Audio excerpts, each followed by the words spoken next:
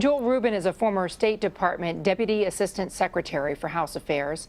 Joins us from the Washington Bureau. Joel, great to see you. Great to be with you. At the debate last night, there was a lot of talk about our allies, and especially those who are most affected by instability in the Middle East.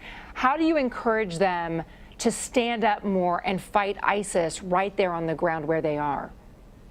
Right now, we're at an inflection point in this fight. The countries in the Middle East it really are the ones most directly affected. But as we see, ISIS can reach out and have terror attacks that they're exacting a major toll on our population and on us.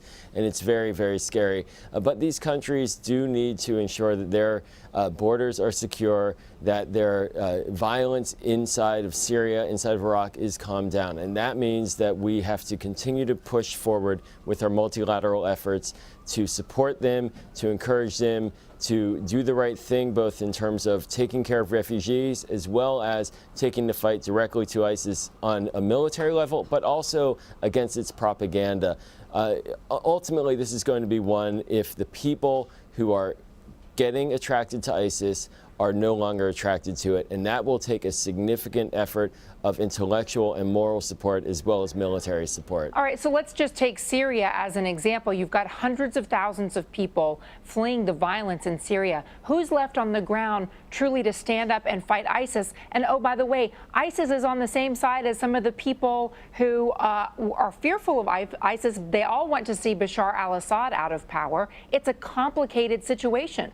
Exactly. It is a very dynamic, multidimensional problem right now. ISIS is linked in many ways to Saddam Hussein's old regime. Many of their generals come from Saddam, and the disintegration of Iraq as a result of the Iraq War and the ongoing violence there is spilling into Syria. Assad is a tyrannical leader, and he has been barrel bombing his people.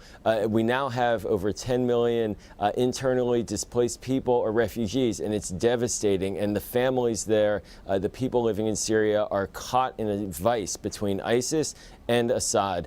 What we need to make sure we're doing is working with all of the players who have influence in there. And that means Iran, that means Russia, that means the regional players. Does it mean Turkey. Assad? And it means that Assad has to understand that his regime and the backing for his regime is contingent upon him pulling back and no longer executing military activities. And that is going to be something that as a message, it has to be delivered by his backers. We have 50 special forces troops right now. But Joel, what you're talking about now is different than what the president has been saying. The administration has been saying Assad has to go. Period. There's been no room for any sort of nuance about whether there's a path for Assad to remain in leadership at this point. The vision of Assad having to go is a strong one, and it's the right one. But that is not possible to enact at this moment unless we, the United States and other countries in the West, begin to put in forces on the ground at levels that we are not currently willing to commit. But what we can do is push forward on a diplomatic process to get him out of the way. But we really need to make sure that this humanitarian crisis, and you spoke about it earlier, that this gets calmed down. Right now, the refugee crisis coming out of Syria in the hundreds of thousands is destabilizing the region. It's going into Europe, and it's devastating for the people who live there. That has to change if there's going to be any hope of moving Assad out. Finally, we heard the French president, Francois Hollande, say that this was an act of war on France. According to the United States commitment to NATO, when one of our allied NATO nations is under attack in war, we are obligated to come to its aid and assistance.